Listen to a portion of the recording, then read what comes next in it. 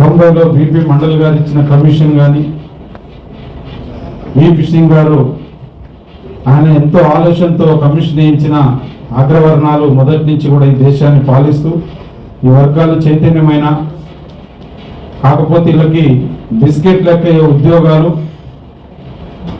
ఏదో చదువుల కోసం ఇద్దామన్నట్టే పాడుబడ్డ హాస్టళ్లలో వచ్చిన ఉద్యోగాలు వాళ్ళు కూడా ఆ మహనీయుల ఉద్యోగాలు అందుకొని వచ్చి నేను నాకున్నటువంటి దాదాపు నేను 24 సంవత్సరాల ఉద్యమాలలో ఉండబట్టి ముందు మన శత్రువులు ఎవరో మనం గుర్తించకుండా అనేక సభలు అనేక సమావేశాలు చూసినాం కానీ ప్రధాన మన శత్రువులు మన జాతులలో ఉన్నటువంటి ఉద్యోగస్తులు వివిధ రాజకీయ పార్టీలకు తొత్తులుగా ఉన్నటువంటి నాయకులు.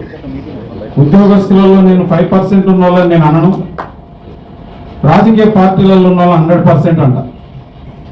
ఒక 5% ఉద్యోగస్తులు ఈ మహనీయుల ఆలోచనని మా రాజలింగన్న లాంటి వాళ్ళు, దయానందన్న లాంటి వాళ్ళు, ఇంకా చాలా మంది పెద్దలు ఉన్నారు, వారందరూ ఆలోచనని పాపం మొదటి నుంచి తీసుకెళ్తారు. 5% మాత్రమే వాళ్ళు ఉన్నారు కాబట్టి మహనీయుల మీటింగ్ పెట్టుకున్న ప్రబంధన అన్న కూడా ఆ లెక్కనే ఉంటాడు.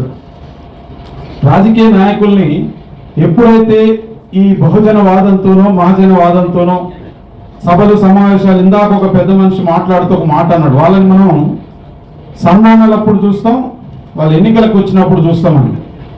అలాంటి వాళ్ళని గెలవంగానే ముందు వరుసలో ఉండి మనమే ఆరాటపడుతూ వాళ్ళని మా జాతి నాయకుడు అని చెప్పేసి తీసుకొచ్చి ఆయన ఏ పార్టీ తొత్తైనా మనకి ఇబ్బంది లేదు, మన జాతీయుడని వేదికల మీద సన్మానాలు చేసేది కూడా మనమే.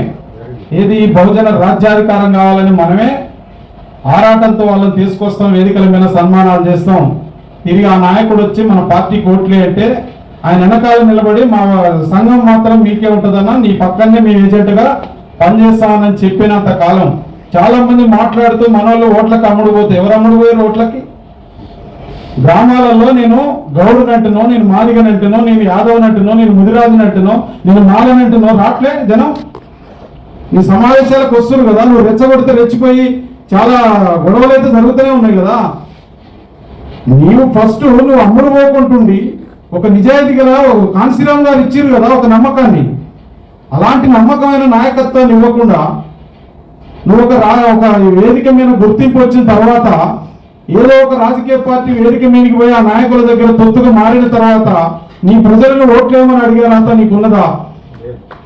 ఈ అర్హతని కోల్పోయిన తర్వాత వచ్చి బహుజన రాజ్యాధికారం, ధరల్ని ఓడిద్దాం, వాడు అట్టమని వాళ్ళు కరెక్టే ఉన్నారు.